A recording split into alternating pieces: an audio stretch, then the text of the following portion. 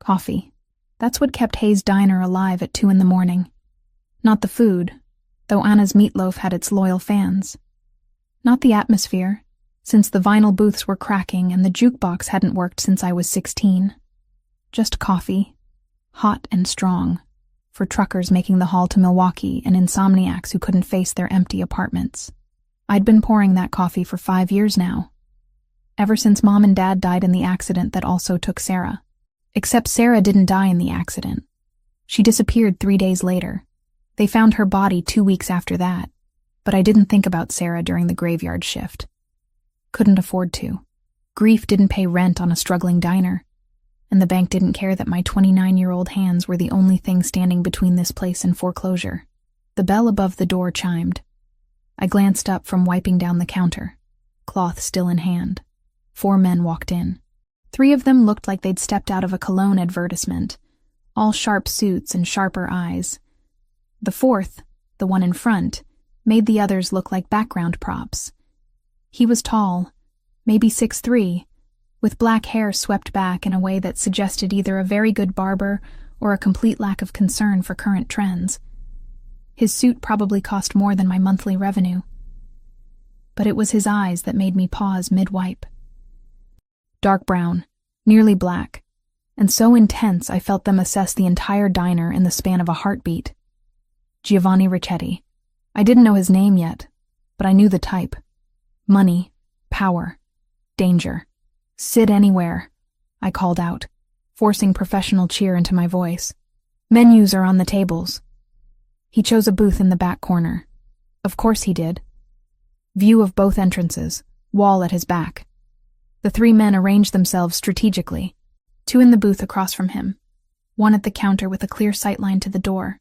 I'd seen this dance before. Not often, but enough to recognize it. Anna emerged from the kitchen, took 1 look at our new customers, and immediately busied herself with the coffee machine in the back. 60 years in Chicago taught you when to be invisible. I grabbed my order pad and approached their table. The man in the expensive suit was reading our laminated menu, like it contained classified information. His fingers drummed once against the table.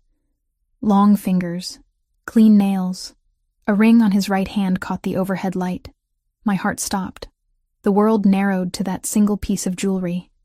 Gold, antique, with an intricate seal carved into deep red stone. Garnets surrounded by what looked like Latin script worn smooth by time. I'd seen that ring before. Held it in my hands.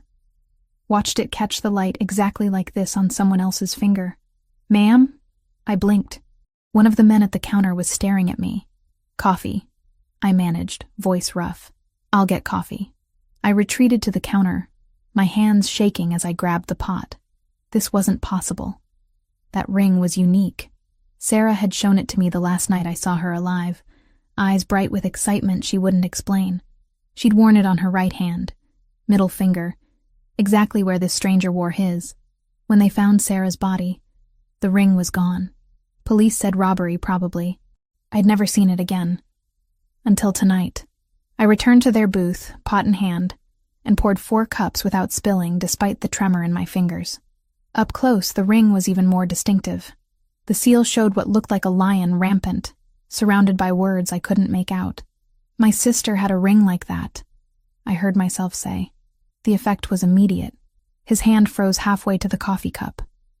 Those dark eyes snapped to my face with an intensity that made my breath catch. What? His voice was deep, controlled, with the barest hint of an accent I couldn't place.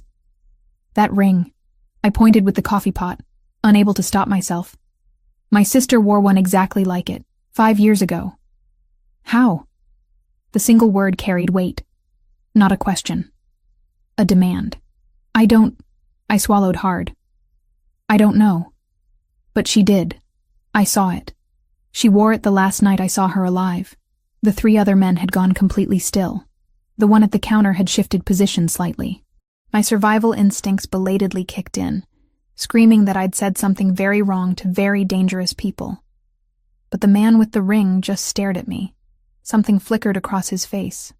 Shock, maybe. Or recognition. What was your sister's name?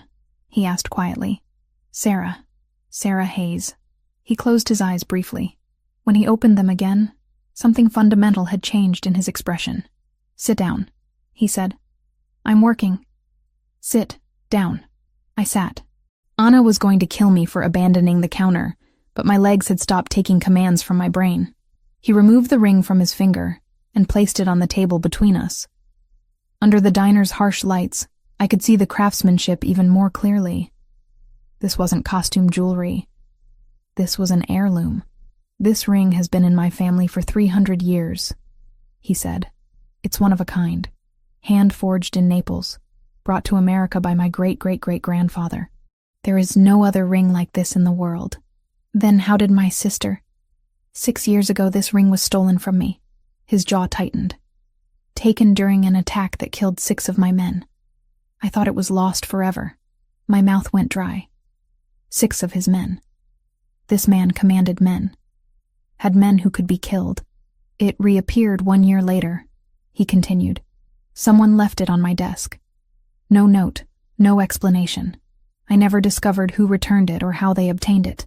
The math assembled itself in my mind like puzzle pieces I didn't want to complete. 6 years ago, Sarah would have been 24. 1 year later would be 5 years ago.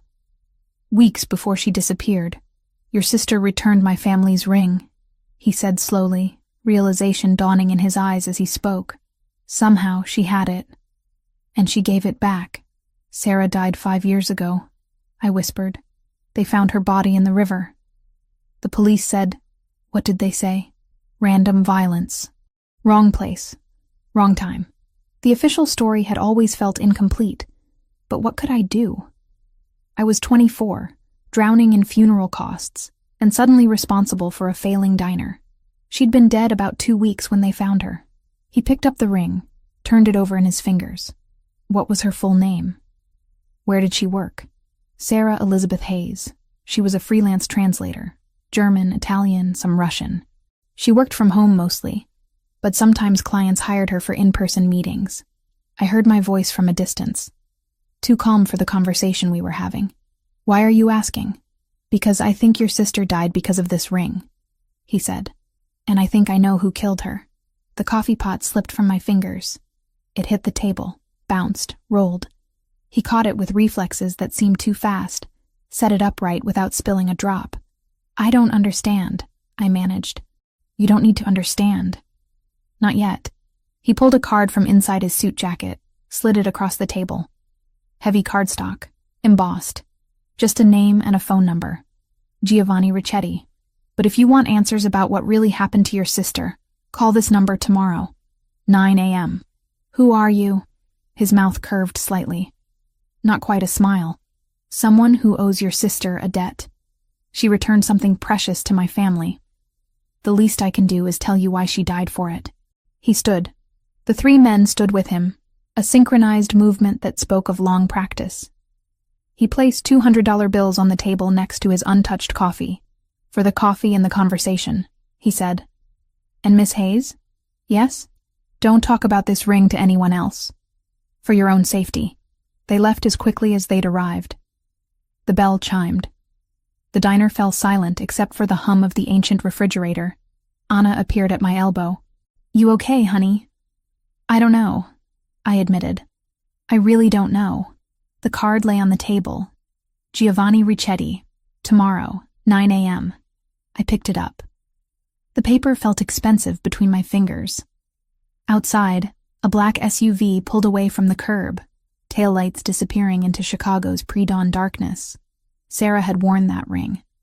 I knew it with absolute certainty, and now the man who owned it was offering answers I'd spent 5 years trying to find. I tucked the card into my apron pocket. Tomorrow I'd call. I didn't sleep after my shift ended. Just stared at the ceiling of my studio apartment above the diner, watching dawn creep across the water-stained plaster. At 8:55 a.m., I sat on my ancient couch with Giovanni Ricchetti's card in one hand and my phone in the other. The smart thing would be to throw the card away. Pretend last night never happened. Men who traveled with bodyguards and paid $200 for coffee they didn't drink weren't the kind of men who improved your life. But Sarah's face kept appearing in my mind. Not as they'd found her, bloated and pale from 2 weeks in the river, as she'd been that last night. eyes bright with secret excitement. That impossible ring on her finger. I dialed at exactly 9 a.m. He answered on the first ring. Miss Hayes. How did you know it was me? I've been expecting your call. There's a car outside your building. Gray sedan. My driver will bring you somewhere we can talk privately. I moved to the window. Sure enough, a gray sedan idled at the curb. As I watched, the driver's side door opened and a man in a dark suit stepped out. He looked up at my window and nodded once. You've been watching my apartment? I've been ensuring your safety. There's a difference. His voice remained calm, almost gentle. The people who killed your sister may not appreciate you asking questions about her death. My stomach twisted. I haven't told anyone about last night. Good. Keep it that way. Will you come? Every instinct I'd developed growing up in Chicago screamed warnings. But curiosity, grief, and 5 years of unanswered questions drowned them out. Give me 10 minutes. I changed into clean jeans, and the one nice sweater I owned that didn't have coffee stains. The driver said nothing during the 20-minute trip through morning traffic, just drove with the competence of someone who'd done this route 1,000 times. We ended up in a warehouse district I vaguely recognized. Old industrial buildings converted into expensive lofts. The kind of neighborhood that gentrified 5 years ago and now hosted artisanal coffee shops next to former meatpacking plants. The driver pulled into an underground garage beneath one of the cleaner buildings. Giovanni waited by a private elevator, dressed more casually than last night. Dark slacks, white shirt with the sleeves rolled to his elbows, the ring back on his finger. Thank you for trusting me, he said. I don't trust you. I want answers. Something that might have been respect flickered across his face. Fair enough. This way. The elevator required a keycard. We rode up in silence. When the doors opened, they revealed not an apartment, but an office. File cabinets lined one wall. A massive desk dominated the center, flanked by computer monitors. Maps of Chicago covered another wall, marked with pins and colored strings like something from a crime drama. Welcome to the archives, Giovanni said. Everything my family has done in this city for the past 40 years is documented here, including the night 6 years ago when we were attacked and this ring was stolen. He moved to one of the file cabinets, pulled out a thick folder, and spread its contents across the desk. Police reports, autopsy photos, surveillance footage, stills. I recognized the images before he said anything. Blood, bodies, violence documented in stark black and white. June 14th, 6 years ago. 2:30 a.m. His finger traced across a map. Warehouse on South Racine Avenue. My men were moving legitimate cargo, textiles imported from Italy. A rival organization ambushed us. 6 dead. Millions in property damage. And this ring, stolen from my hand during the chaos. I forced myself to look at the photos. The warehouse in the images was gutted, scorched. Who attacked you? The O'Sullivan family. Irish mob out of Boston, trying to establish Chicago territory. His jaw tightened. Their leader, Connor O'Sullivan, has spent the past 6 years attempting to destroy everything my family built. It became personal after that night. His son died in the attack. You killed his son? He tried to kill me first. I defended myself. Giovanni's voice carried no apology. Connor has never forgiven that. The war between our families intensified after June 14th, which is why I need you to look at something. He pulled up a map on one of the computer screens. Red pins marked one location, blue pins another. The red pin is the warehouse where we were attacked. Where does that look to you? I leaned closer. South Racine Avenue. The surrounding streets triggered recognition. That's near Bridgeport. Sarah had an apartment there when she first graduated college. She moved about 5 years ago, but my breath caught. She worked from a shared office space 2 blocks from that warehouse. I know. He pulled up another file. Bank statements with Sarah's name on them. Your sister occasionally translated documents for various businesses, including some that contracted with my family's import operations. She likely never knew who the actual clients were. We use layers of legitimate companies. You investigated my sister? I investigated everyone who might have had access to that warehouse the night of the attack. Your sister's name came up because she'd worked in the area. He paused. But she wasn't there that night. I verified her alibi years ago. She was at a translation conference downtown, surrounded by witnesses. Then how? Security footage from 3 days after the attack. He clicked a key. Grainy black and white video filled the screen. A figure in a dark coat and hood approached the burned-out warehouse in daylight. The police had cleared the scene, but I kept private surveillance active. Watch. The figure circled the building once, hesitant, then darted inside through a gap in the damaged wall. Emerged 12 minutes later, hands shoved deep in pockets. Walked quickly away. That's Sarah. I didn't need to see her face. I knew the way she moved, how she ducked her head when nervous. What was she doing there? I believe she went to see what happened. Possibly heard about it through her work connections. And while searching the ruins, she found my ring. He paused the video on a frame where Sarah glanced back at the warehouse. Even in the grainy footage, I could see fear on her face. She took it, maybe planning to turn it in to police, maybe just because it was valuable. But she kept it for months. Why? That's what I want to know. He pulled out another document. A bank statement showing a deposit to Sarah's account. $5,000, dated 4.5 years ago, 1 month before she died. This deposit has no clear source. Around the same time, my ring reappeared on my desk with no explanation. I think Sarah returned it anonymously and someone paid her for something. Information, maybe. The pieces were assembling into a picture I didn't like. You think Sarah got involved in something connected to your business? I think she found that ring and realized what it meant. That she'd stumbled into something dangerous. His voice softened slightly. Your sister wasn't a criminal, Miss Hayes. But she was curious and brave. Possibly too brave. Someone noticed her. The O'Sullivans? That's my theory. But I need to verify it. He closed the files. Which means investigating your sister's death more thoroughly than I did 6 years ago. The police report listed her death as random violence. Body found in the Chicago River near Goose Island.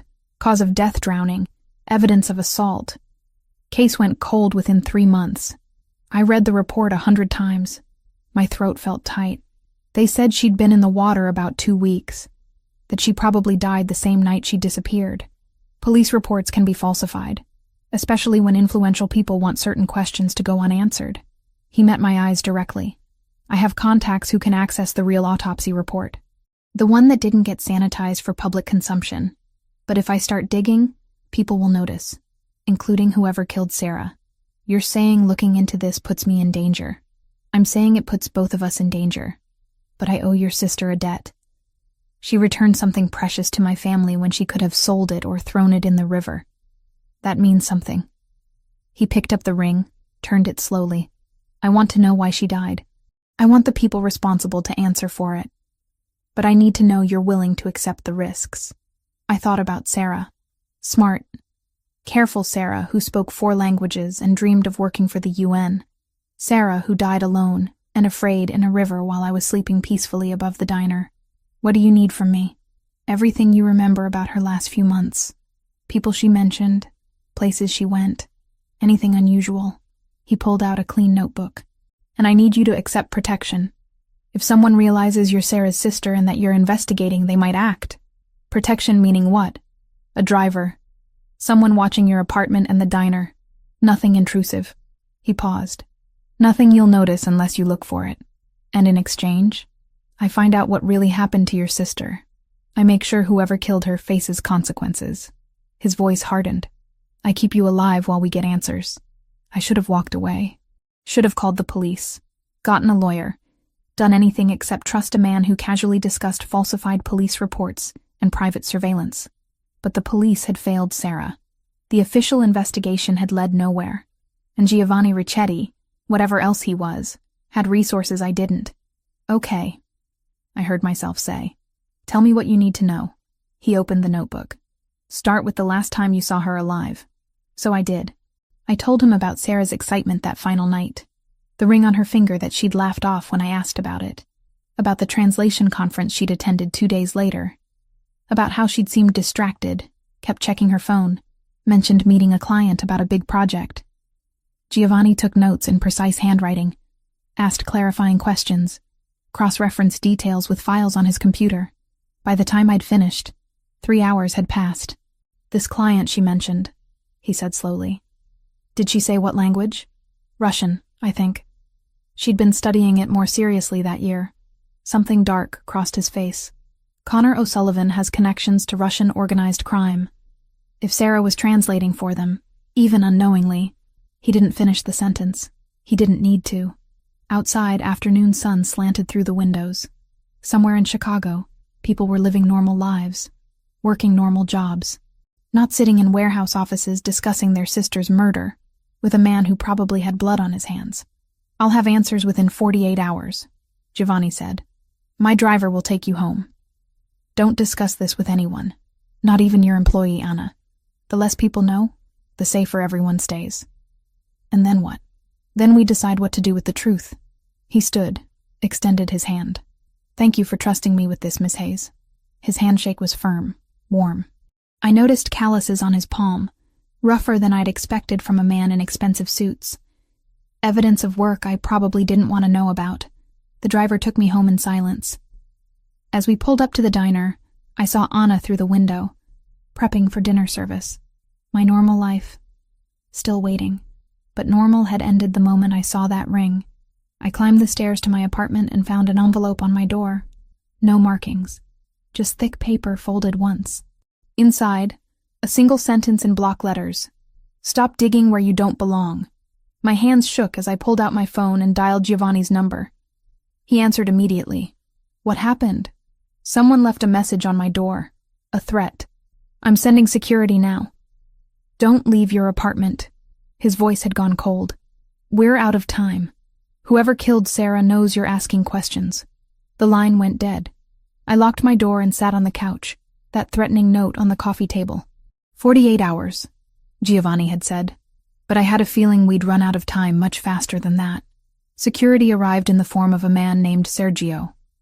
Mid-40s, barrel-chested, with the kind of watchful calm that suggested military training. He examined the threatening note without touching it, then swept my apartment like he expected to find bombs in the coffee maker. "You're moving to a safe house tonight," he said. Not a suggestion, a statement of fact. "I have a business to run. You have a life to protect." His voice wasn't unkind. "Giovanni's already making arrangements. You'll keep your routine at the diner, but you'll sleep somewhere secure, non-negotiable." That was how I ended up in a high-rise apartment in River North with floor-to-ceiling windows, security cameras on every corner, and a panic button by the bed. The furniture was expensive and impersonal, corporate housing for people who needed to disappear temporarily. Giovanni showed up at 7 that evening with takeout from a Thai place that definitely didn't deliver to this address. He'd traded the suit for dark jeans and a black sweater that made him look younger, less intimidating, almost human. "I brought pad thai," he said, setting containers on the granite counter. "Sergio said you hadn't eaten since this morning." Sergio talks a lot for someone who barely says 3 words. He takes his job seriously. You should be grateful. Giovanni pulled out plates from cabinets he somehow knew the location of. "This building is owned by one of my legitimate companies. Only 4 people know you're here. You're safe. Until I'm not." I opened a container. The smell made my stomach growl, betraying how scared I actually was. That note means someone's been watching me. How long have they known about Sarah and the ring? I don't know yet. But I have information. He pulled out his phone, swiped to a photograph. "The police report on your sister's death was sanitized, as I suspected. But I accessed the original autopsy through a contact at the medical examiner's office. Sarah didn't drown Natalie. She was dead before she entered the water." Hearing my first name from him felt strange. Intimate. I focused on the food instead of the sudden tightness in my chest. "How?" "Blunt force trauma to the head. Then a single gunshot to the heart." He paused. "The method is specific. It's a signature used by O'Sullivan enforcers. A calling card for people who betray them. Sarah never betrayed anyone. She possessed information about their operations, even if she didn't realize it. That made her a liability." He set the phone down carefully. "The police covered it up because Connor O'Sullivan owns half the cops in 3 precincts. An unsolved drowning raises fewer questions than an execution-style murder tied to organized crime." I set down my fork. "So Sarah translated something for them, found out what it meant, and they killed her for it. That's my theory. The $5,000 deposit in her account was probably payment for a translation job that went wrong. She saw too much, Understood too much. His jaw tightened. Connor doesn't leave loose ends. Why return your ring then? If she was so scared, why risk contacting anyone connected to this world? Because your sister was smart. She knew the ring marked her as someone who'd been at my warehouse after the attack. If O'Sullivan found out she had it, they'd assume she was working for me. Returning it anonymously was self-preservation. He leaned back against the counter. But it wasn't enough. They found her anyway. I pushed the food away. Appetite gone. You said Connor's son died in that warehouse attack 6 years ago. That he's been waging war against you ever since. His son, Patrick, was 23. Ambitious. Reckless. He organized the attack without Connor's direct approval. Trying to prove himself. Giovanni's voice carried old bitterness. Patrick drew on me first. I had 3 seconds to decide if I wanted to live or die. I chose to live. And Connor blames you. Connor blames everyone except his son. For 6 years he's attacked my businesses, my people, my family. He's a man consumed by grief and rage, which makes him extremely dangerous. He met my eyes. If he discovers you're Sarah's sister and that you're investigating her death with my help, he'll kill you to hurt me, just like he killed her. The apartment's heating system hummed softly. Outside, Chicago glittered with evening lights. People living normal lives, going to normal dinners, watching normal television. I should be terrified, I said slowly. I should run, but all I feel is angry. Anger is useful if you channel it correctly. How do you channel it? You've been fighting this war for 6 years. Something vulnerable flickered across his face. Not well. Not until recently. He moved to the window, hands in his pockets. Connor killed my older brother 4 years ago. Antonio. He was 38. Had a wife and 2 daughters. Connor's men planted a bomb in his car because Antonio refused to back down from expanding our territory in Cicero. I'm sorry. Sorry doesn't bring him back. Sorry doesn't protect his daughters from growing up without a father. His reflection in the window looked haunted. I became the head of my family that day. 32 years old. Suddenly responsible for hundreds of people. Dozens of businesses. A war I didn't start but couldn't end. Every decision I've made since then has been about keeping my people alive and making sure Antonio's death meant something. I understood suddenly why he'd agreed to investigate Sarah's death. It wasn't just about the ring or some abstract concept of debt. It was about all the people Connor O'Sullivan had destroyed in his single-minded quest for revenge. Where do we go from here? I asked. I keep digging into Sarah's last few weeks. The translations she did, the clients she met, everything that might connect her to O'Sullivan operations. He turned from the window. You stay here or at the diner, always with security. No deviations, no risks. Connor will make a move soon. The threatening note proves he knows you're involved. We need to be ready. And then? Then we decide if we're going to the authorities or handling this ourselves. His expression hardened. I prefer the latter. But I'm trying to be better than my instincts. For what it's worth. We ate in silence after that. The food was good despite everything. Giovanni insisted on staying until Sergio's shift started at midnight, doing work on his laptop at the kitchen counter while I pretended to watch television. The domesticity of it felt surreal. A mob boss doing spreadsheets while I flipped through channels showing sitcoms and reality competitions. At 11:45, he closed his laptop. I need to tell you something. My stomach tightened. What? I'm not a good man, Natalie. I've done things that would horrify you. Hurt people, ordered violence, operated outside every law you believe protects civilization. He stood, gathering his things. But I honor my debts. Your sister returned something precious to me when she didn't have to. That makes her death my responsibility to avenge. I don't want revenge. I want justice. Sometimes they're the same thing. He paused at the door. Sometimes they're not. When we find out which one this is, I need to know you can live with my methods. I don't know if I can. Then figure it out. Because once we start down this road, there's no turning back. His dark eyes held mine. Connor O'Sullivan doesn't forgive, doesn't forget, doesn't show mercy. If we're going to stop him, we need to be willing to fight on his terms. He left before I could respond. Sergio arrived 5 minutes later, taking up position in the building's lobby with a clear view of all entrances. I stood at those floor-to-ceiling windows, looking down at Chicago's nighttime landscape. Somewhere out there, Connor O'Sullivan was planning his next move. Somewhere out there, the answers to Sarah's death waited. I called Giovanni's number. He answered immediately. "I can live with your methods," I said. "As long as they lead to the truth." A pause. Then, quietly, "They will. I promise you that." The next 3 days passed in strange routine. I worked my shifts at the diner with a security detail positioned discreetly at the counter. Sergio or one of his team drove me between the safe house and work. Giovanni visited every evening with food and updates. He'd found the company that had contracted Sarah for Russian translation 5 years ago. A shipping firm that, when properly investigated, turned out to be an O'Sullivan front for moving contraband. Sarah had translated invoices and customs documents, probably never realizing the cargo manifests were fiction. She stopped working for them 3 weeks before she died, Giovanni explained over Chinese takeout on day 4. Filed a complaint with the contracting agency about suspicious requests.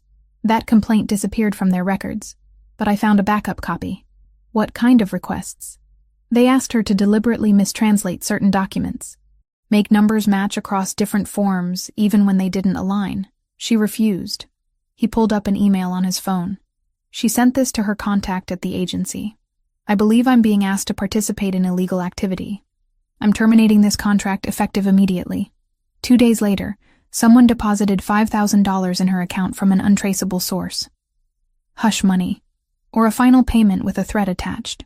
"Stop talking or else." His expression darkened. 3 weeks later, she died. Connor's people had 3 weeks to decide she was a risk they couldn't afford. Can we prove any of this? Not in a court of law. But I don't need a court. He met my eyes. I need you to decide what kind of justice you want. Legal or final. Before I could answer, my phone buzzed. Anna's name on the screen. I answered, heart already racing. "Natalie, honey, you need to come to the diner right now." Anna's voice shook. Someone broke in during closing. Tore the place apart. Left a message painted on the wall. What kind of message? It says, "Your sister should have stayed quiet. So should you." Giovanni was already moving, grabbing his jacket, phone to his ear calling Sergio. I followed, pulse hammering. The safe house suddenly felt like a trap instead of protection. Connor O'Sullivan had just declared open war, and somewhere in the back of my mind, beneath the fear and anger, a small voice whispered what I already knew. I couldn't live with walking away. Not anymore. Not when Sarah's death finally meant something more than an unsolved file in a cold case database.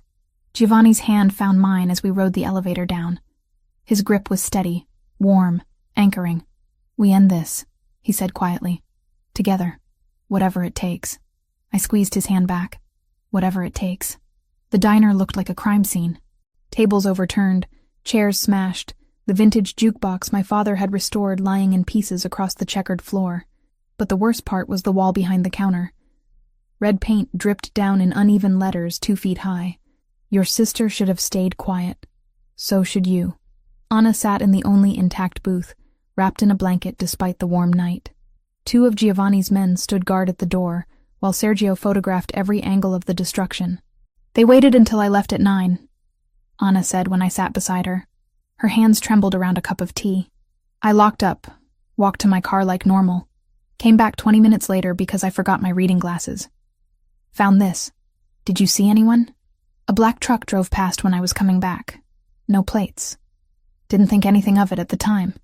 She squeezed my hand. "Honey, what's going on? This isn't random vandalism." Giovanni appeared before I could answer. He crouched in front of Anna, his voice gentle. "Ma'am, you're not safe here tonight. My men will drive you home and post security outside your house. Don't come to work tomorrow. Take a few days.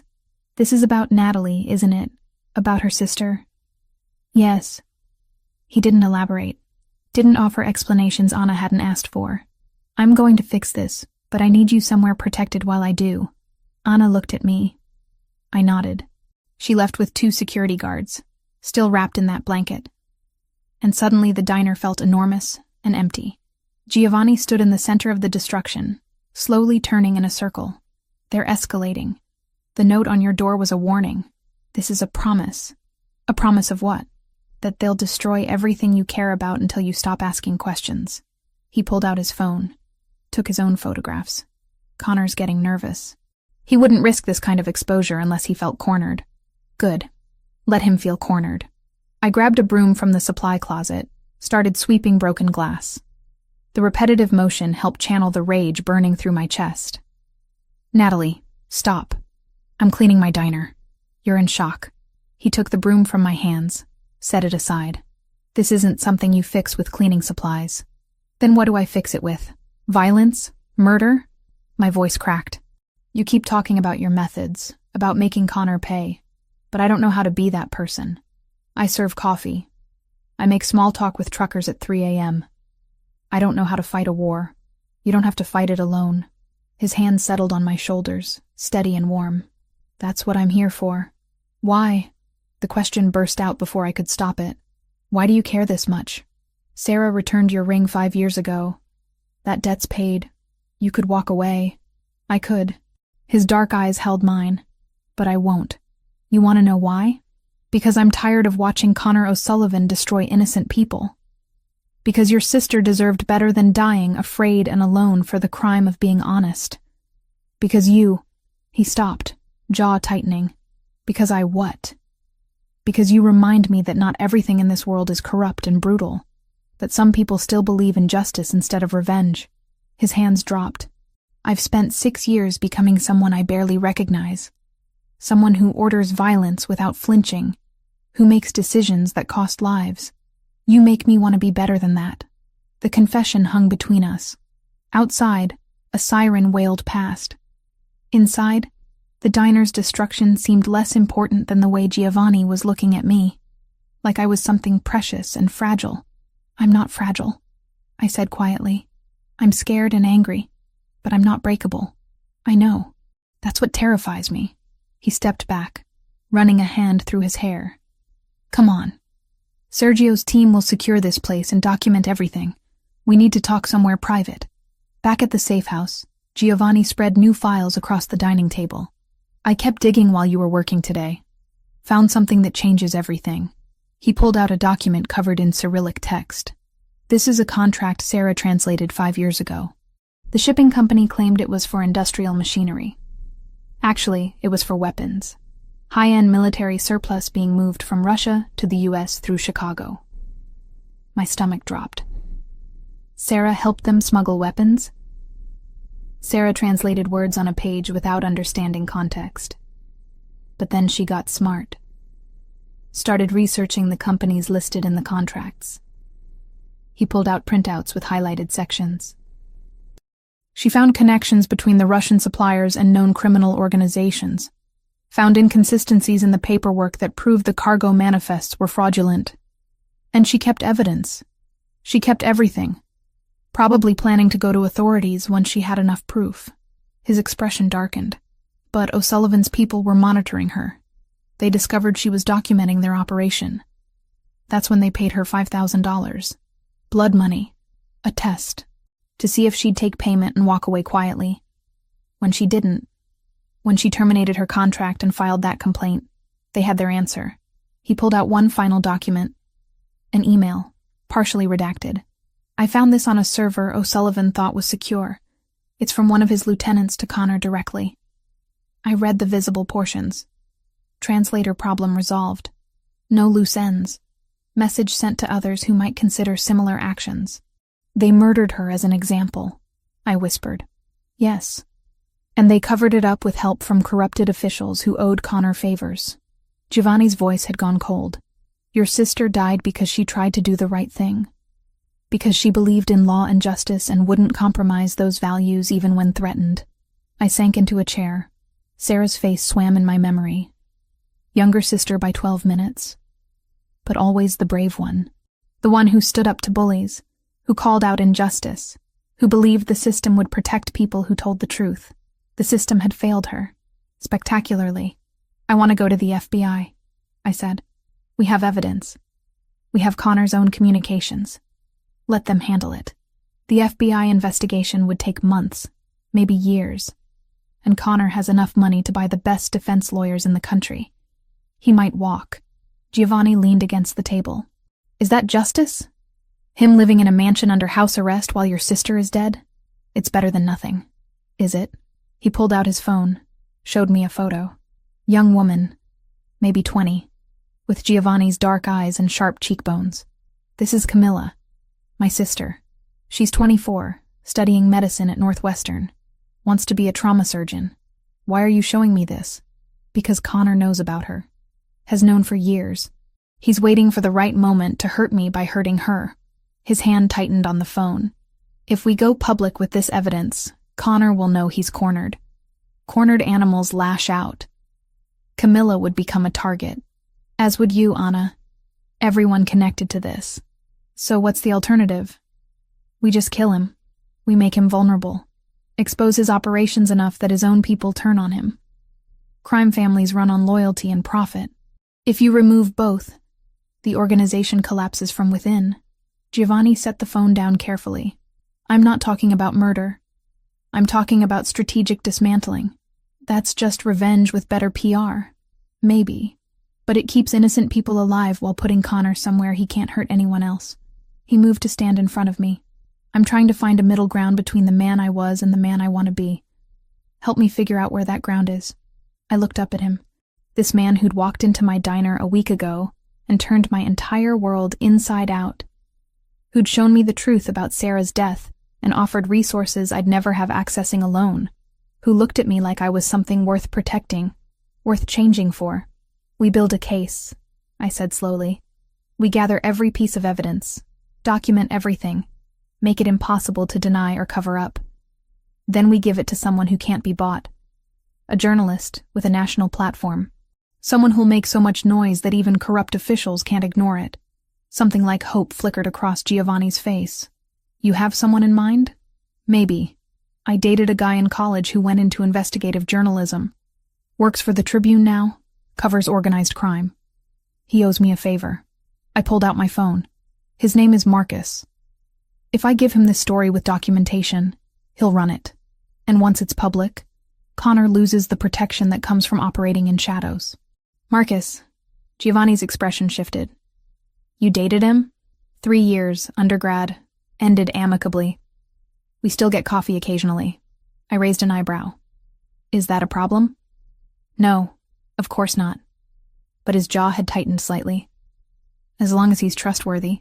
He is, probably the most ethical person I know. I started composing a message. I'll reach out. Set up a meeting. You bring the evidence. We make Connor O'Sullivan's life very public and very difficult. Giovanni was quiet for a moment. Then, you're brilliant. You know that? I'm practical. There's a difference. But warmth spread through my chest at the compliment. How long will it take to compile everything? 2 days, maybe 3. I need to verify sources, clean up anything that might compromise my family's legitimate businesses. He sat across from me. This might not stop Connor completely. He's survived exposure before, but it'll hurt him. Limit his power. Maybe push his organization into turning on him to save themselves. I met his eyes. And it'll give Sarah's death meaning beyond being a footnote in a closed case file. Yes. He reached across the table, took my hand. His palm was warm, calloused, steady. Thank you. For finding a better way than my instincts wanted. We sat like that for a while, hands linked across the table. The evidence of Sarah's murder spread between us. Outside, Chicago hummed with late-night life. Inside, something fundamental had shifted between Giovanni and me. When he finally stood to leave, he hesitated at the door. Natalie? Yes? After this is over, after Connor's dealt with and you're safe. He paused. Would you have dinner with me? Somewhere normal, not takeout in a safe house. Despite everything, I smiled. Are you asking me on a date? I'm asking if you'd want to spend time with me when your life isn't in danger, and I'm not investigating your sister's murder. His expression was almost shy. I'd understand if the answer is no. Ask me again when this is over, I said softly. When we both know who we are outside of crisis mode. He nodded, something like relief crossing his face. I'll hold you to that. After he left, I stood at the window looking out over the city. Somewhere out there, Connor O'Sullivan thought he'd broken me with his threats and violence. Thought I'd run scared like he probably expected Sarah to do 5 years ago. He was wrong about Sarah. And he was wrong about me. I pulled out my phone and sent the message to Marcus. Need to talk. Have a story that'll make your career. Can you meet tomorrow? His response came within minutes. Always. Your place or mine? Neither, I typed back. I'll send you an address. Whatever came next, Sarah would finally have justice, and Connor O'Sullivan would learn that some people don't scare quietly. Marcus arrived at the archive office with a leather messenger bag and the same wire-rimmed glasses he'd worn in college. He hugged me briefly, then looked around the space with undisguised curiosity. When you said you had a story, I didn't expect corporate espionage headquarters. He noticed Giovanni standing by the desk. And you are? Giovanni Ricchetti. No handshake offered. Natalie's told you why you're here? Just that it involves her sister's murder and organized crime. Marcus pulled out a notebook, ever the journalist. I'm listening. We spent 3 hours walking him through everything. The ring, the warehouse attack, Sarah's translation work for O'Sullivan Fronts, the falsified police reports. Giovanni provided documentation for each claim, redacting anything that might implicate his own family in unrelated matters. Marcus took notes in shorthand, asked pointed questions, occasionally stopped us to verify timeline details. By the end, his expression had shifted from professional interest to barely contained excitement. This is Pulitzer-level work, he said quietly. If I can verify even half of these documents, Connor O'Sullivan goes down. His entire organization collapses. How long until you can publish? Giovanni asked. 2 weeks minimum. I need to confirm sources, get legal approval, maybe reach out to federal contacts for comment. Marcus glanced between us. You understand that once this goes public, there will be retaliation. O'Sullivan won't go quietly. We're counting on it, Giovanni said. Once he's exposed, his own people will turn on him to save themselves. Rats leaving a sinking ship. Marcus packed his notes carefully. Natalie, can I talk to you outside for a minute? Giovanni's jaw tightened, but he nodded. I followed Marcus to the hallway. Are you safe with him? Marcus asked without preamble. Giovanni Ricchetti isn't exactly known for charity work. His family runs half the port operations in Chicago through questionable means. I know what he is. I also know he's the only reason I'm still alive. I kept my voice low. Connor O'Sullivan killed Sarah, Marcus. Executed her and covered it up. Giovanni's helping me get justice. At what cost? I don't know yet, but it's worth it. I met his concerned gaze. Print the story. Make Connor pay for what he did. That's all I'm asking. He hugged me again, tighter this time. Be careful. You're playing in a world that doesn't forgive mistakes. After Marcus left, Giovanni was quiet. We drove back to the safe house in tense silence. Finally, as we pulled into the garage, he spoke. You care about him. Marcus, I did once. Not anymore. Not like that. I turned in my seat. Are you jealous? I don't get jealous. I get territorial. The corner of his mouth lifted. There's a difference. Not really.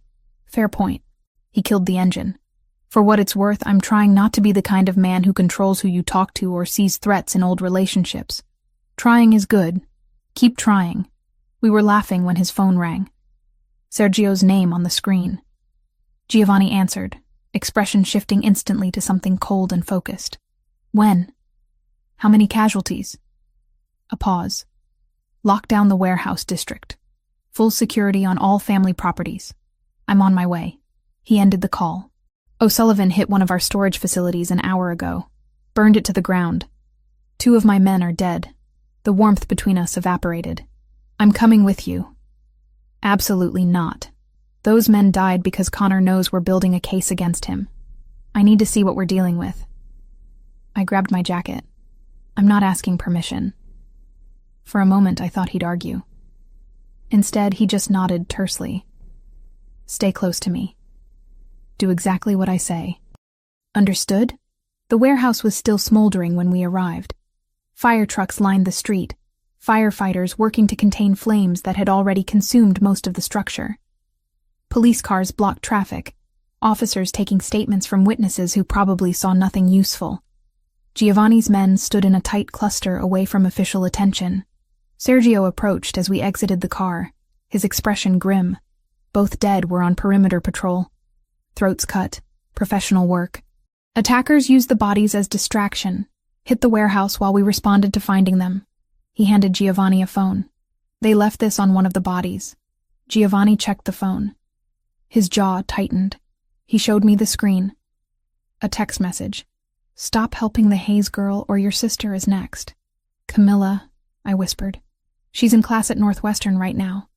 I've got 6 men surrounding her who she doesn't know exist." But his hands shook slightly as he pocketed the phone. "Connor's never directly threatened her before. This is new. Because he's scared. We're getting too close. Or because he's decided scorched earth is his only option." Giovanni turned to Sergio. "Pull everyone back to defendable positions. Family properties only. Nothing exposed. And get Camilla to the estate. I don't care if she has exams. She's not safe at school." Sergio moved immediately. Giovanni stood watching the warehouse burn, flames reflected in his dark eyes. "I should have anticipated this," he said quietly. "Should have known Connor would escalate. You can't predict everything. I can try. Those men had families. They trusted me to keep them safe." He pulled out his phone, made a call, spoke in rapid Italian to someone on the other end. When he finished, his expression had hardened into something frightening. "I'm moving assets, consolidating power. If Connor wants war, he'll get it. That's not the plan. Marcus needs time to publish. Marcus has 2 weeks. I have hours before Connor hits another target." He turned to me. "You're going back to the safe house. Non-negotiable. I need to handle this without worrying about your safety. I can help. You can stay alive. That's how you help." His voice gentled slightly. "Please, Natalie. I can't think clearly if I'm terrified Connor's going to grab you off the street." I wanted to argue. Wanted to insist I wasn't helpless. But 2 men were dead, and Giovanni's sister was being threatened, and my presence complicated his ability to protect everyone else. "Okay, but you check in every 2 hours. I need to know you're safe too." Something softened in his expression. "Deal." Sergio drove me back while Giovanni coordinated response to the attack. The safe house felt more like a prison than protection, but I forced myself to stay put. Every news alert on my phone showed the warehouse fire. Speculated about gang violence. Quoted police sources about ongoing investigations into organized crime. Giovanni called at 6 p.m. "Camilla's secure at the estate. She's furious with me for pulling her out of school, but alive and protected. That's what matters. How are you holding up?" "I've had better days, but I've also had worse." Background noise suggested he was mobile, probably in a car. "O'Sullivan hit 2 more properties this afternoon. A gambling operation in Greektown and a legitimate restaurant in Little Italy. No casualties this time, just property damage. He's trying to provoke me into retaliation. Will you retaliate?" Silence. Then, "I'm trying not to. Trying to be the man who waits for Marcus's story to destroy Connor legally. But it's difficult when my people are dying and my sister is threatened. I know, but we're so close. 2 weeks and this ends the right way. 2 weeks feels like a lifetime when you're waiting for the next attack." He exhaled slowly. "I need to go. Security briefing in 5 minutes. I'll call you later." He didn't call later. At 11 p.m., Sergio called instead. "There's been an incident.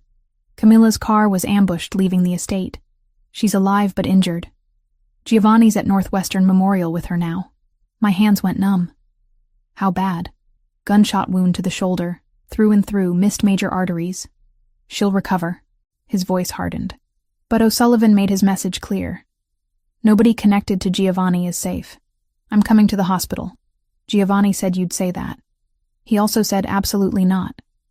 The hospital might be under surveillance. I don't care. Get me there or I'll take an Uber." Sergio knew a losing battle when he heard one. We arrived at Northwestern Memorial 40 minutes later. Giovanni stood outside a private room, still wearing clothes stained with what I realized was blood. His sister's blood. He looked up as I approached. Whatever mask he usually wore had shattered completely. What remained was raw fear and barely contained rage.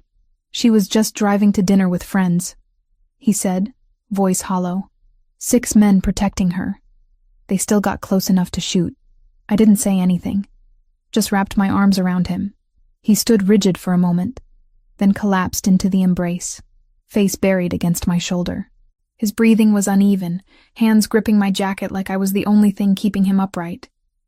"I can't lose her too," he whispered. "Antonio, my parents, so many friends. I can't lose Camila. You won't. She's going to be okay. This time. What about next time? Or the time after that?" He pulled back, eyes red. "Connor won't stop until everyone I love is dead or I am. That's who he is. Then we stop him first, whatever it takes." I thought I knew what that meant. Thought I could wait for legal justice. His expression shifted to something cold and decided. I was wrong. Some people don't deserve mercy or time. They deserve... Giovanni. I gripped his face in both hands, forced him to look at me. "Don't let him turn you into something you'll regret. Connor wants you to lose control, to give him justification for more violence. Don't give him that. My sister is in a hospital bed with a bullet wound. I know, and we will make him pay. But not by becoming him." I held his gaze. 2 weeks. Let Marcus publish. Let the world see who Connor O'Sullivan really is. Then, if he's still a threat, we deal with him your way. He closed his eyes, jaw working. When he opened them again, some of the coldness had receded. 2 weeks. But if he comes after you or Camilla again before then, all bets are off. Agreed. A doctor emerged from Camilla's room. Young woman, South Asian, with the calm confidence of someone used to delivering difficult news. "Mr. Ricchetti? Your sister is asking for you. She's stable and awake." Giovanni straightened, wiping his eyes quickly. "Can Natalie come too?" "Family only usually, but given the circumstances..." The doctor glanced at the security stationed everywhere. "I'll allow it." Camilla looked younger than 24 in the hospital bed, connected to monitors and IVs. Her right shoulder was heavily bandaged, but her eyes were alert and furious. "If you say I told you so, I'm checking myself out of this hospital," she told Giovanni immediately. "I would never." He kissed her forehead gently. "How's the pain?" "Manageable with drugs. Unmanageable with the knowledge that I'm missing my anatomy practical tomorrow." She noticed me. "You must be Natalie. Giovanni talks about you constantly." "Camilla, it's true, and you know it. Natalie this, Natalie that." She smiled despite the circumstances. "I'm glad he has someone making him occasionally act like a human being instead of a walking anxiety disorder." Giovanni looked mortified. I laughed, surprising myself. "I like her already." "Of course you do. You both gang up on me." But relief had replaced the fear in Giovanni's expression. "Get some rest. We'll talk about school later." "We'll talk about me going back to school immediately," Camilla corrected. "I'm not hiding from Connor O'Sullivan. He doesn't get to control my life." "Your life I can rebuild. I can't rebuild you. Gio." She used what was clearly a childhood nickname. "I'm not made of glass. And I'm definitely not backing down from some vendetta-obsessed lunatic who thinks shooting people solves problems." Her expression hardened. "Destroy him. Whatever you need to do. You have my blessing." Giovanni squeezed her uninjured hand. "Working on it." We left her to sleep. Outside, dawn was breaking over Chicago. Giovanni and I stood in the hospital parking garage, exhausted and running on pure adrenaline. 12 days, he said quietly. Then Marcus publishes, and Connor's world ends. 12 days, I agreed. We can survive 12 days. His phone buzzed. He checked it, expression darkening. Connor just issued a statement through his lawyer. Claims Giovanni Ricchetti has been harassing his legitimate businesses, and that any property damage is justified self-defense. He's getting ahead of the story. He's declaring open war. Giovanni pocketed the phone.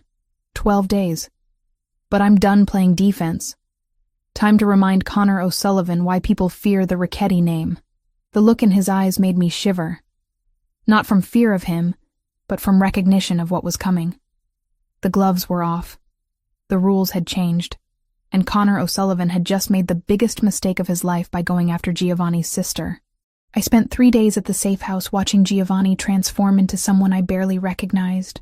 He left before dawn and returned after midnight. Clothes rumpled, eyes hollow, The few times we spoke, his voice carried an edge that hadn't been there before.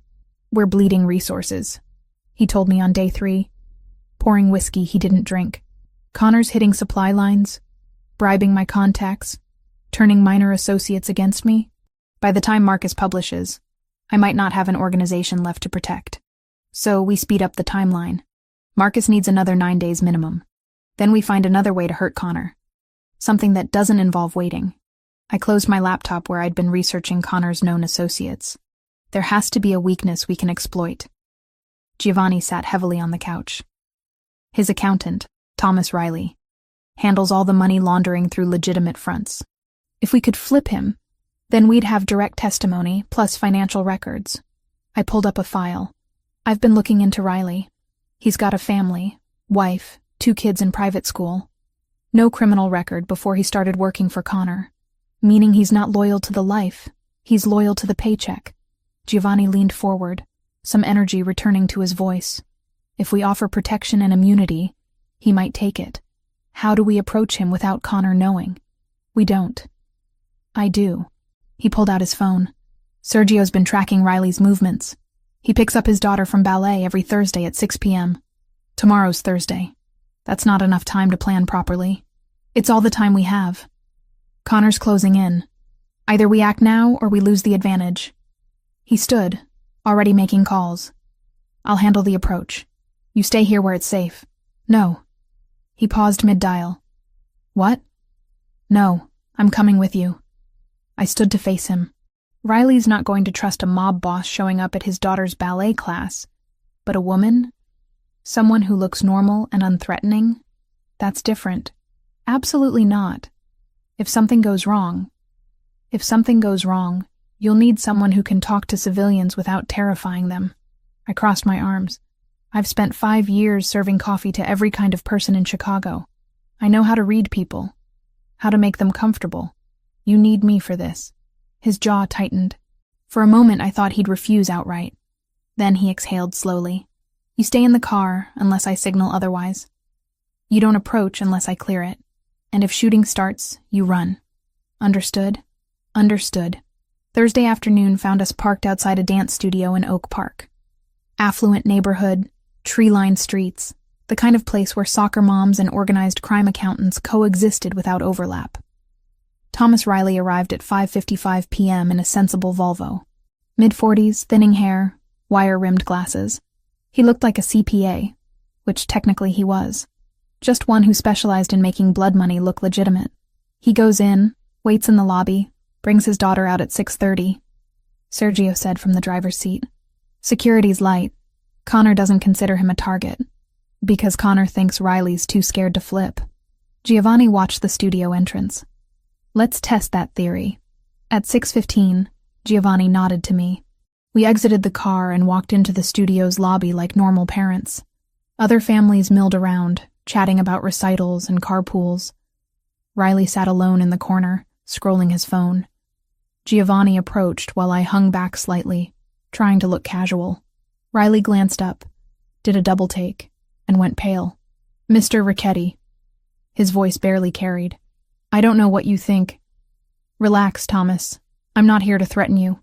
Giovanni sat in the adjacent chair, posture deliberately unthreatening. "I'm here to offer you a way out. I don't know what you're talking about. You've been laundering money for Connor O'Sullivan for 6 years. You know exactly what I'm talking about." Giovanni kept his voice low. "You also know that Connor's organization is collapsing. Federal investigation, media exposure, internal fractures. When it falls, everyone goes down with it. Including you." Riley's hands trembled slightly. "I can't help you. Connor would kill my family. Connor's going to be in federal custody within 2 weeks. But I can protect your family now." Giovanni pulled out a card. "That's the direct line to an FBI agent who specializes in organized crime. She's expecting your call. Full immunity in exchange for testimony and financial records." "You're insane. Connor has people everywhere. Had people everywhere. Most of them are currently reconsidering their loyalty." Giovanni leaned closer. "Your daughter's name is Emma. She's 8. Takes ballet on Thursdays, soccer on Saturdays. Your wife Eva teaches 3rd grade at Oak Park Elementary. Your son Michael is 6. Obsessed with dinosaurs. Riley went white. Are you threatening them? I'm demonstrating that I know how to find them if I wanted to. So does Connor. Giovanni's voice hardened.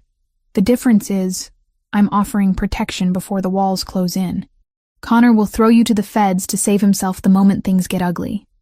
You know I'm right. Before Riley could respond, a young girl in a pink leotard emerged from the studio. Daddy! Riley stood automatically, forcing a smile. Hey, sweetheart. Good class? This was my cue. I approached with practiced warmth. Your daughter is adorable. How long has she been dancing? Riley blinked at me, confused by the shift. 2 years? My sister used to dance. I kept my voice gentle, conversational. She loved it, said it made her feel free. I paused, let the past tense register. She died 5 years ago. A man named Connor O'Sullivan had her killed because she knew too much about his business operations. Riley's expression shifted to horrified understanding. Her name was Sarah Hayes. She was a translator, worked for Connor without realizing what she was really translating. I held his gaze. When she figured it out and tried to walk away, Connor murdered her. Made it look like random violence. I didn't know. I know you didn't. But you know now. I pulled out a second card. This one with my number. Giovanni's offering you immunity and protection. I'm offering you the chance to make sure men like Connor don't kill anyone else's sister. Your choice, Mr. Riley. But choose fast. We left him standing there, his daughter chattering about arabesques, the cards in his shaking hands. Back in the car, Giovanni was quiet. Finally, that was effective. That was honest. I buckled my seatbelt. Will he call? If he's smart, yes. If he's loyal to Connor, he'll warn him we approached. Sergio pulled into traffic. Either way, we'll know within hours. We knew within minutes. Sergio's phone rang. He listened. Then, Riley just called the FBI agent. He's turning state's evidence. Wants protection for his family immediately. Giovanni's expression transformed. How fast can we extract them? Agents are en route now. They'll be in protective custody within the hour. Sergio glanced in the rearview mirror. This changes everything. With Riley's testimony and records, we don't need to wait for Marcus's story. We can move now. No. Giovanni pulled out his own phone. We let Marcus publish as planned. Maximum exposure. But we use Riley's information to coordinate federal raids on Connor's operations simultaneously. Hit him legally and publicly at the same moment. He started making calls, coordinating with contacts I didn't ask about. By the time we reached the safe house, a plan was forming. Marcus would publish in 8 days. The day before publication, federal agents would raid every O'Sullivan property Riley's records identified. Freeze accounts, seize assets, arrest key personnel. When the story broke, Connor would already be cornered. He'll retaliate before then, I said as Giovanni outlined the timeline. Once he realizes Riley's gone, he'll know something's wrong. Let him. We're ready for war now. Giovanni pulled up a tactical map on his laptop. All family assets secured, personnel in defendable positions. If Connor wants to hit us, he'll lose more than he gains. The next 3 days were tense waiting. Riley provided hundreds of pages of financial documents from a FBI safe house. Marcus coordinated with federal prosecutors to align his publication with the raids. Giovanni fortified his territory like a general preparing for siege. On day 6, Connor made his move. 3 O'Sullivan vehicles tried to ambush a Richetti supply convoy on the highway. Giovanni's men were ready. The ensuing firefight blocked traffic for 2 hours and left 4 O'Sullivan soldiers dead. No Richetti casualties. He's desperate, Giovanni said, watching news footage of police processing the scene. Throwing bodies at a problem that can't be solved with violence. Will this speed up the federal response? Already has. They're moving raids up to tomorrow. His phone buzzed. Marcus is publishing day after tomorrow instead of waiting the full 8 days. We're out of time to be cautious. I felt it then. The reality of how close we were to ending this. Tomorrow, federal agents would dismantle Connor's empire. The day after, the world would know what he'd done to Sarah and countless others. And somewhere in Chicago, Connor O'Sullivan was realizing his kingdom was crumbling. Giovanni pulled me close suddenly. After tomorrow, when the dust settles, I need to know if you can still look at me. What do you mean? I mean that by this time tomorrow, I'll have helped destroy a man, coordinated with federal agents to dismantle an organization that, while criminal, employed hundreds of people who'll now face prosecution. I'll have done it without remorse. His dark eyes searched mine. I need to know if the person I'm becoming is someone you can accept. I thought about Sarah, about Camilla in a hospital bed, about Thomas Riley's daughter who'd almost lost her father to Connor's empire of fear. You're not becoming someone new. You're becoming someone better than you were. I touched his face gently. The old Giovanni would have just killed Connor and everyone connected to him. This Giovanni found a way to get justice while protecting innocent people. That's growth, even if my methods aren't exactly legal.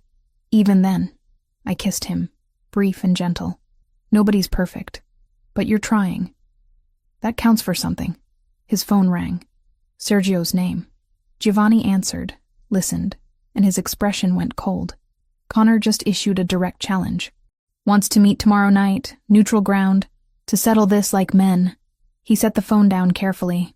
It's a trap. Has to be.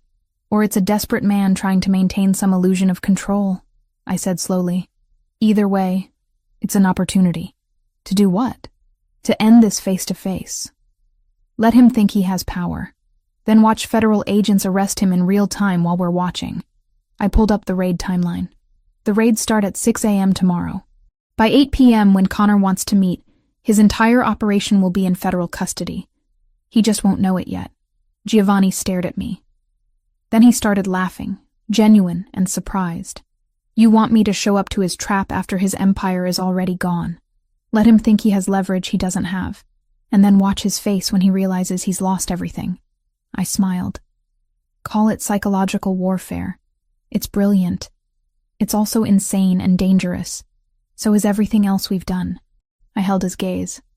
But this way, we get to see Connor's face when his world ends. For Sarah. For Camilla. For everyone he's hurt. Giovanni pulled me into a fierce kiss. When he pulled back, his eyes were bright. All right. We do this your way. But Natalie? Yes? If anything goes wrong tomorrow, if there's even a hint of danger, you run. Promise me. I promise. But even as I said it, I knew the truth. I was done running. Done being the person who let dangerous men dictate terms. Tomorrow, Connor O'Sullivan's reign would end. And I was going to make sure I was there to watch it fall. The federal raids began at 6:02 a.m. I watched them unfold on news feeds from the safe house, coffee growing cold in my hands. Agents in tactical gear swarming warehouses, offices, residential properties. Helicopters circling. Reporters scrambling to cover breaking news about the largest organized crime bust in Chicago history. Giovanni stood at the window, phone pressed to his ear, coordinating with contacts across the city. How many arrests so far? Pause. Good. And the accounts? Another pause. Frozen. All of them. Excellent. By noon, federal authorities had arrested 47 people connected to Connor O'Sullivan's organization, seized 12 properties, frozen assets worth an estimated $70 million. Connor himself remained at large, but his empire was burning. Marcus's story went live at 2 p.m. I read it 3 times, throat tight. He'd documented everything. Sarah's murder, the falsified police reports, the weapons trafficking, the money laundering, quotes from federal prosecutors, statements from Thomas Riley about the systematic corruption, photos of documents proving Connor's involvement, and at the center of it all, Sarah, her picture from college graduation, bright-eyed and optimistic, the story Marcus told about her courage, her integrity, her death. She would have liked this, I said quietly. Seeing her name attached to something that mattered. Giovanni read over my shoulder. She got justice. That's what matters. His phone rang. He checked the screen, expression hardening. It's Connor. He answered on speaker. Connor O'Sullivan's voice came through rough and barely controlled. You destroyed everything. My businesses, my people, my legacy. You destroyed yourself. I just helped speed the process. Giovanni's voice carried no sympathy. We still meeting tonight? Or are you too busy running from federal warrants? Oh, we're meeting. 8 p.m., the old steel mill on Goose Island. You remember it, Ricchetti? Where you killed my son? Where your son tried to kill me and failed. Giovanni's jaw tightened. I'll be there. But understand this, Connor. You lost. This meeting changes nothing. We'll see about that. The line went dead. I looked at Giovanni. The steel mill is where Patrick died 6 years ago, where this all started. He set the phone down carefully. Connor wants closure on his terms. One final confrontation where he gets to play the aggrieved father. It's definitely a trap. Absolutely. Which is why I'm bringing 30 men and enough firepower to start a small war. He pulled me close. You're staying here. I know you want to see this through, but I'm coming. I cut him off firmly. Connor threatened me, vandalized my diner, killed my sister. I deserve to see this end. Natalie, you once told me I wasn't fragile. Prove you meant it. I held his gaze. I'm not asking to be in the line of fire, but I'm asking to be there. Please. He struggled with it. I saw the war in his expression between protection and respect. Finally, he nodded. You stay in the vehicle, armored, with Sergio and 2 other guards. You don't exit unless I give the all clear. Understood? Understood. We arrived at the old steel mill at 7:45 p.m. The place was a skeleton of rusted metal and broken windows, abandoned for decades. Perfect location for an ambush. Giovanni's men secured perimeter positions while Sergio parked our SUV with clear sight lines to the main entrance. Connor arrived at 8:03 p.m. Just 3 vehicles, maybe a dozen men. Significantly less force than Giovanni had brought. Either Connor was genuinely alone, or his backup was hidden extremely well. Connor himself looked like a man who'd aged 10 years in 2 days. Late 50s, gray hair unkempt, expensive suit wrinkled. He stood in the center of the mill's main floor, spotlit by the setting sun through broken skylights. Giovanni exited our vehicle. Sergio tensed but didn't stop him. I watched through bulletproof glass as Giovanni crossed the open space, stopping 20 feet from Connor. Their voices carried in the empty space, echoing off metal walls. 6 years, Connor said. 6 years I've waited for this moment. To watch your empire crumble like you made mine crumble. Your empire crumbled because you built it on violence and corruption. Mine still stands. Giovanni's posture was relaxed but ready. Whatever you're planning, it won't change what happened today. Federal agents have everything. Riley gave them everything. Riley was always weak. Just like you're weak. Connor's voice shook. You took my son from me. My only child. Do you understand what that's like? Watching your legacy die? Your son tried to murder me. I defended myself. Giovanni's voice hardened. And for 6 years, you've responded by killing innocent people. Including a 24-year-old translator who just wanted to do honest work. Sarah Hayes. Connor laughed bitterly. She stuck her nose where it didn't belong. Just like you. Just like everyone who's ever crossed me. I couldn't stay silent anymore. I opened the vehicle door despite Sergio's protest. Sarah was my sister. My voice rang out across the empty space. Both men turned. She was brilliant and kind, and she died because of you. Connor's expression twisted. The waitress. I should have killed you when I had the chance. You should have. But you were too busy playing games. I walked forward slowly, aware of Giovanni's tension but unable to stop. You wanted revenge so badly that you destroyed yourself getting it. Now you have nothing. No organization, no money, no future except prison. I have this. Connor pulled a gun from his jacket. Everything happened in seconds. Giovanni moved toward me. Connor's arm came up, and I saw it. The red laser dot on Connor's chest from somewhere in the rafters. A sniper Giovanni had positioned hours ago. But the shot didn't come from the rafters. It came from behind Connor. One of his own men, weapon raised, fired twice. Connor jerked, stumbled. The gun fell from his hands. Federal agent, the man announced, pulling credentials. Connor O'Sullivan, you're under arrest for murder, racketeering, weapons trafficking. More agents emerged from positions I hadn't noticed. They'd been here all along, waiting. Connor collapsed to his knees, blood spreading across his shirt from what looked like shoulder wounds. Non-lethal. Deliberately placed. Giovanni reached me, pulled me behind him protectively. But the danger had passed. Agents swarmed Connor, weapons trained, reading him his rights as he bled and swore. "You set this up," I said quietly to Giovanni. "You knew the feds would be here. I suggested it might be a good place to arrest him safely, away from civilians." Giovanni kept his eyes on Connor. "I wanted you to see him caught, but I also wanted to make sure nobody else died tonight. This way, everyone goes home." Connor was screaming now, about lawyers and rights and corruption. The agents hauled him to his feet, wounds already bandaged by a tactical medic.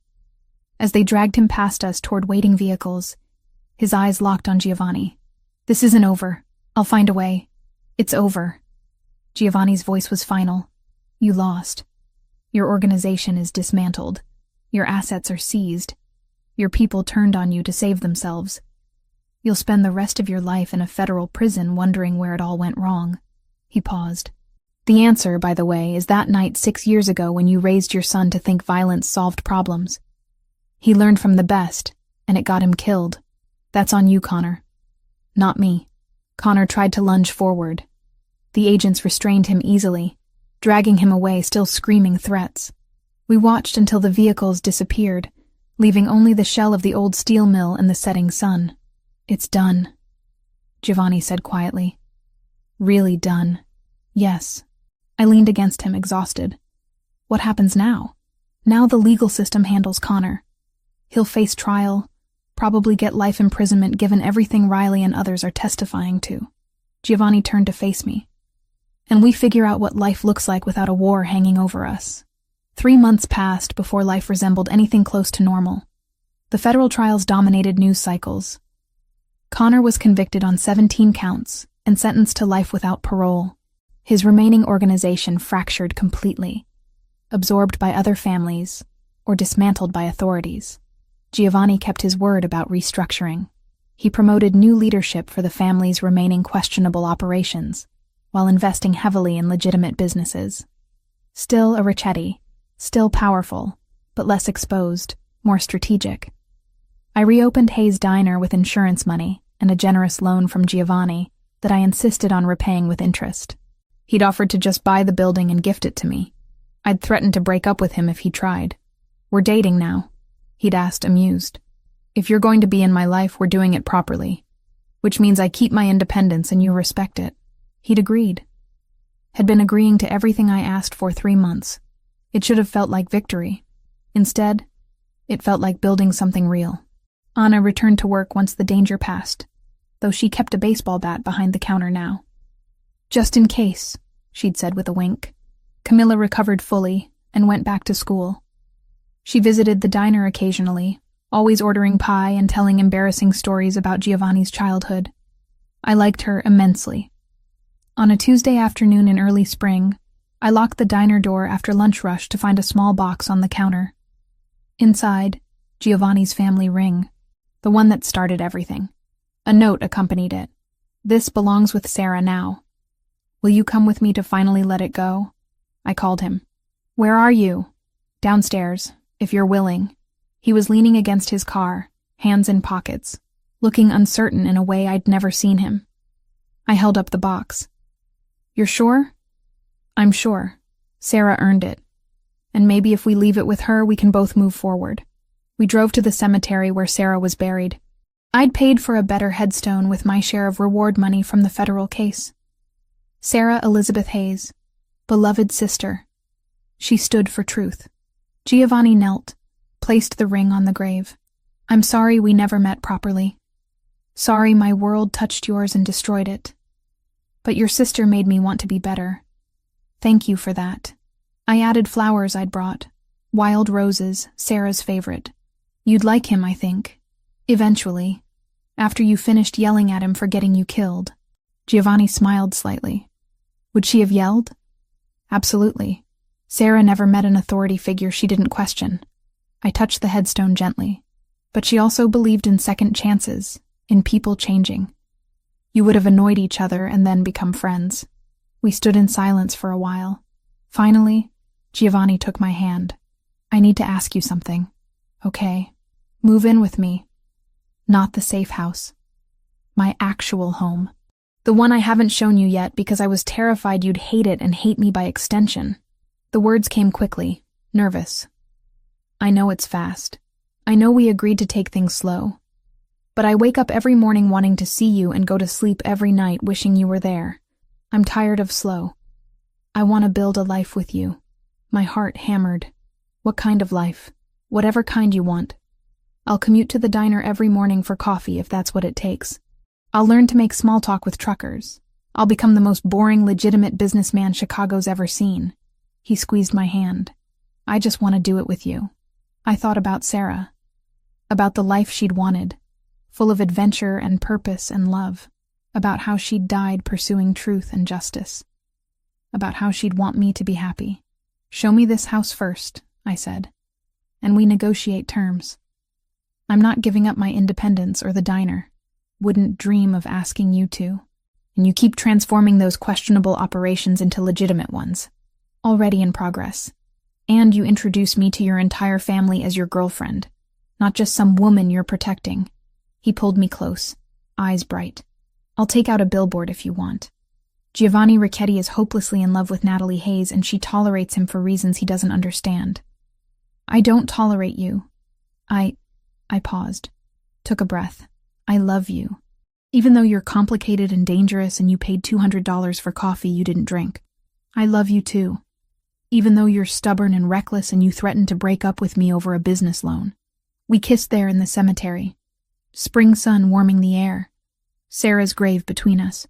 When we pulled apart, I could have sworn I felt her approval.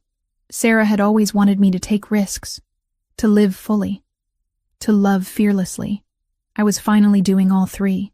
Giovanni's house turned out to be a converted brownstone in Lincoln Park. Historic, beautiful, and surprisingly cozy, despite the security system that could probably withstand a military assault. I moved in 2 weeks later with Anna's blessing and Camilla's enthusiastic help. The diner thrived. Giovanni showed up most mornings for coffee, charming the regulars and occasionally washing dishes when we were short-staffed. It was domestic and strange and perfect. 3 months after moving in, I found a positive pregnancy test in my bathroom. Giovanni found me sitting on the bedroom floor, test in hand, tears streaming down my face. Natalie, what's wrong? He crouched beside me, saw the test, and went completely still. I'm pregnant. The words felt surreal. I'm pregnant, and I don't know if I'm terrified or excited or both. He pulled me into his arms and I realized he was shaking. I'm definitely both. Maybe more terrified than excited. Possibly panicking. He pulled back to look at me. Are you okay? Do you want this? I think so. I mean, yes. But Giovanni, we're bringing a child into your world. The world where people get shot and organizations war with each other. How do we make it safe? Safer than it was. His hands cupped my face gently. I've spent 3 months restructuring everything to minimize risk. We'll do more. Whatever it takes to give this child a life where danger isn't normal. You promise? I promise. On Sarah's memory. On everything I am. He kissed my forehead. We'll figure it out together. And somehow I believed him. Not because the world was safe, or because danger had disappeared, but because Giovanni was trying. Because we were building something better than what came before. Sarah would have approved of that too. Giovanni's reaction to the pregnancy evolved through distinct stages. First came the terror. He'd wake at 3 a.m. reading parenting books, making lists of potential threats, researching the safest neighborhoods in Chicago. I'd find him calculating blast radiuses from the brownstone to various potential targets. You're spiraling, I told him at 4 a.m. one night, taking the notebook full of security protocols from his hands. Our daughter doesn't need a fortress. She needs a father who sleeps occasionally. Daughter? His voice cracked slightly. You think it's a girl? I know it's a girl. Mother's intuition. I pressed his hand to my barely there bump.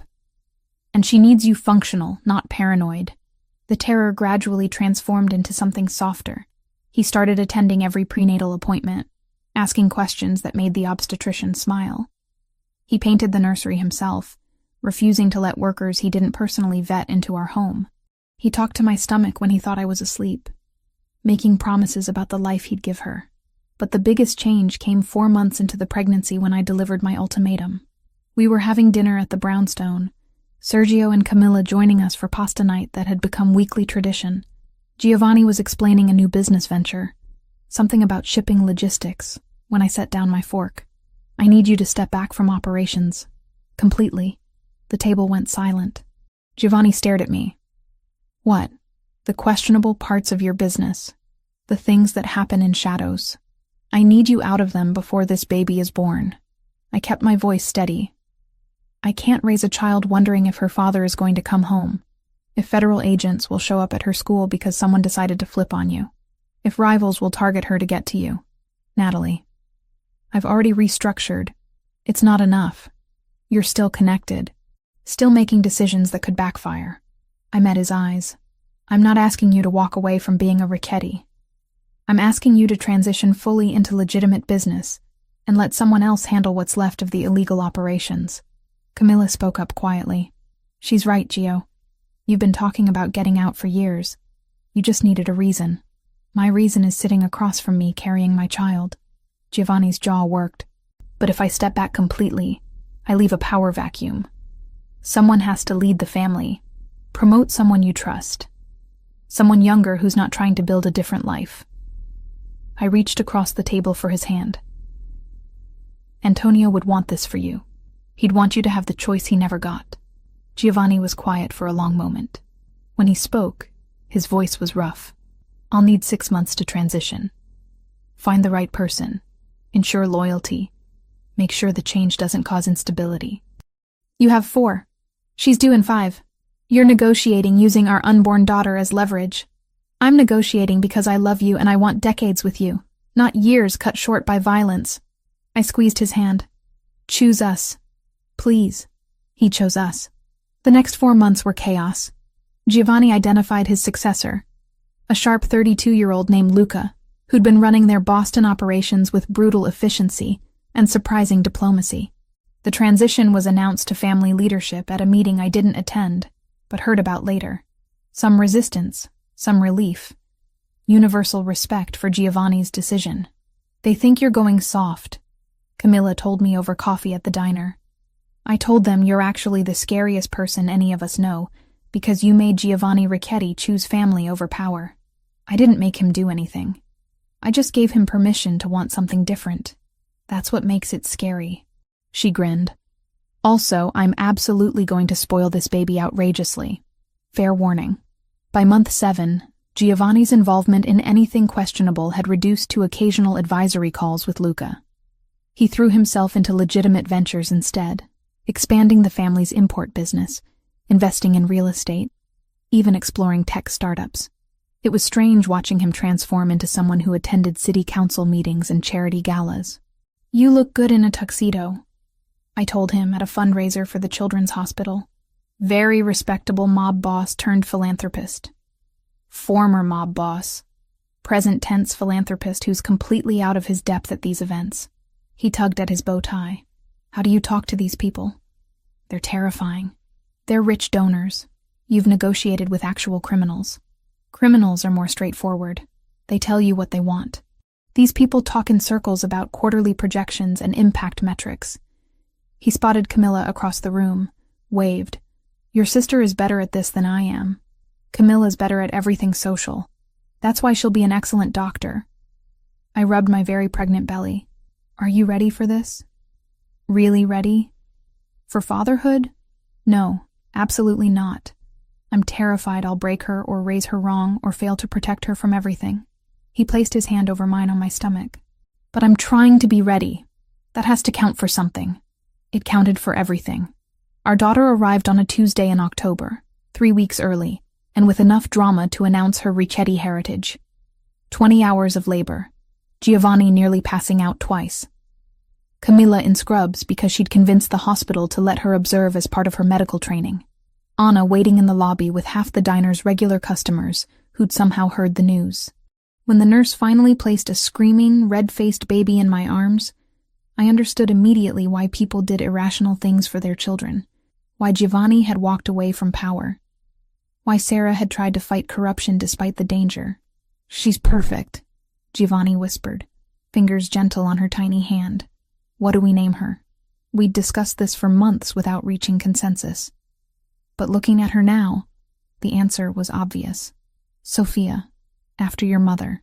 I touched her dark hair, already thick, and Sarah as a middle name. Sophia Sarah Ricchetti. Giovanni's eyes went bright. "You're sure?" "I'm sure. Your mother deserves to be remembered. And Sarah," my throat tightened, "Sarah deserves to be part of the good that came from all of this." He kissed my forehead, then Sophia's. "Thank you. For her. For everything." The first month of parenthood was chaos. Sophia had her father's intensity and my stubborn refusal to sleep on any predictable schedule. Giovanni approached fatherhood like a military operation. Spreadsheets tracking feeding times and diaper changes. Research about developmental milestones. Baby-proofing that would have impressed security consultants. "You can't bubble wrap the entire house," I told him at 2 a.m. while nursing Sophia. "She needs to be able to live. She can live in a safe environment. There's a difference." But he was smiling when he said it, exhaustion and joy mixing in equal measure. By month 3, we'd found a rhythm. Giovanni handled morning duties so I could sleep after overnight feedings. I took afternoons while he worked on legitimate business from a home office. Camilla visited twice a week, teaching us things from her medical training. Anna insisted on babysitting every Sunday so we could have date nights. "You two need adult time," Anna declared, already cooing at Sophia. "Go, eat food that requires utensils. Have conversations about something other than diapers." Those date nights became sacred. Sometimes we went somewhere fancy, remembering who we'd been before parenthood consumed us. More often, we just walked along the lakefront, talking about everything and nothing. About Sarah and how she'd have loved being an aunt. About Giovanni's brother Antonio, and the nephew he'd never get to meet. About building lives that honored the people we'd lost. "Do you miss it?" I asked one evening as we watched sunset over Lake Michigan. The power, the respect that came from fear, all of it? Giovanni considered carefully. Sometimes. Usually when Sophia cries for 2 hours straight and I can't fix it. Then I think about how being a mob boss didn't prepare me for fatherhood at all. He pulled me closer. But then she smiles at me or falls asleep on my chest, and I realize this is better. Harder, but better. No regrets? Only that I didn't find you sooner. That Sarah had to die for us to meet. His voice went quiet. I'd change that if I could. Take a different path that didn't cost her life. I know. But we can't change the past. We can only honor it. I leaned against him. Sarah would like knowing her death meant something. That Connor's in prison. That you chose a different life. She'd probably also yell at me for getting you involved in my world at all. Definitely. Then she'd demand to babysit Sophia every weekend. I smiled through sudden tears. I miss her. Every day. I know. He held me while I cried. Something I'd done periodically since Sophia's birth. Grief mixed with joy. Loss mixed with love. The complicated reality of building happiness from tragedy. 6 months after Sophia's birth, I returned to the diner part-time. Giovanni had offered to hire full-time staff, so I wouldn't have to work, but I'd refused. The diner was mine. My connection to my parents, to Sarah, to the life I'd built before everything changed. I wasn't giving it up. So Giovanni learned to operate the espresso machine. Camilla covered occasional shifts. Anna remained the backbone of the operation. And I brought Sophia with me sometimes, letting her sleep in a bassinet behind the counter while I poured coffee for truckers and regulars who'd known my family for decades. She's going to grow up smelling like coffee and hearing stories about the weird 3 a.m. crowd, I told Anna one afternoon while Sophia napped. Sounds like a good childhood to me. Anna adjusted Sophia's blanket gently. Your parents would be proud, honey. Of this place, of how you survived everything, of that beautiful baby. And Sarah? Sarah would be beside herself with joy. Probably spoiling Sophia rotten and teaching her Italian curse words to horrify Giovanni. Anna smiled. But mostly she'd be proud you found love in spite of everything. That you chose to be happy. On a random Thursday when Sophia was 8 months old, Giovanni showed up at the diner during lunch rush with flowers and a nervous expression. "We need to talk," he said. My stomach dropped. "That's never a good opening." "It's good, I promise. Can you take a break?" We sat in our usual booth while Anna watched Sophia and the counter. Giovanni pulled out a small box, set it on the table between us. "I know we've been doing this backwards. Living together, having a baby, building a life without doing the traditional steps." He opened the box. Inside, a simple diamond ring, elegant and understated. "But I want to do this part right. Natalie Hayes, will you marry me?" I stared at the ring. At Giovanni, this complicated man who'd walked into my diner 10 months ago and changed everything. Who'd helped me find justice for Sarah. Who'd transformed his entire life because I'd asked him to. Who woke up at 3 a.m. to soothe our daughter and made terrible dad jokes and loved me with an intensity that still took my breath away. "Yes," I said. "Obviously yes." He slipped the ring on my finger, and the diner burst into applause. I turned to find Anna crying, several regulars grinning, and Sergio, who I hadn't noticed, enter, looking suspiciously emotional. "You planned this," I accused Giovanni. "I wanted witnesses, people who'd hold us to it." He kissed me gently. Also, Anna threatened to ban me from the diner if I didn't propose properly with flowers and everything. "I absolutely did," Anna called from behind the counter. We married 2 months later in a small ceremony at the same cemetery where Sarah was buried. Camilla stood as my maid of honor. Sergio was Giovanni's best man. Sophia wore a tiny dress and slept through the entire thing. We kept it intimate, just family and close friends, exchanging vows with Sarah's headstone in view. "I take thee, Giovanni Ricchetti, former criminal mastermind, current legitimate businessman, forever Sophia's terrified but devoted father," I said when it was my turn. Laughter rippled through our small gathering. To have and to hold, even when you're ridiculous about baby-proofing. To love and to cherish, because you chose to be better, for as long as we both shall live. Giovanni's voice was rough when he spoke. "I take thee, Natalie Hayes, waitress extraordinaire, fierce advocate for justice, the scariest person I've ever met in the best way. To have and to hold, especially during 3 a.m. feedings. To love and to cherish, because you make me want to deserve you. For as long as we both shall live." We sealed it with a kiss, while Sophia woke up, and immediately demanded attention. Perfect chaos. Perfect love.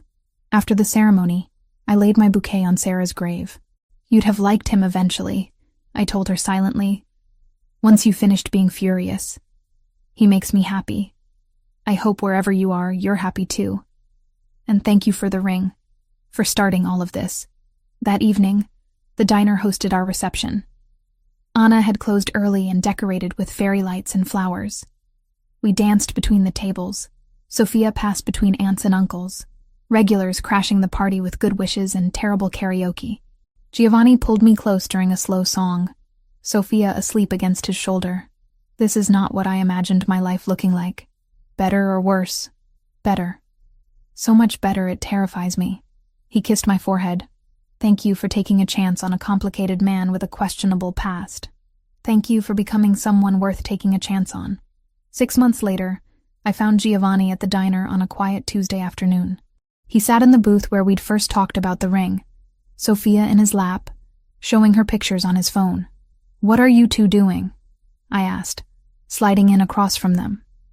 "Showing our daughter her Aunt Sarah, telling her the story about how her parents met because of a ring and justice and a very brave woman who tried to do the right thing." He looked up at me, eyes soft. "She should know where she comes from. All of it." Sophia grabbed for the phone, babbling in her own language. Giovanni let her, patient and gentle. This man who'd ordered violence without flinching now spent his afternoons teaching our daughter about family and heritage, and choosing to be better. "I love you," I said suddenly. Have I mentioned that recently?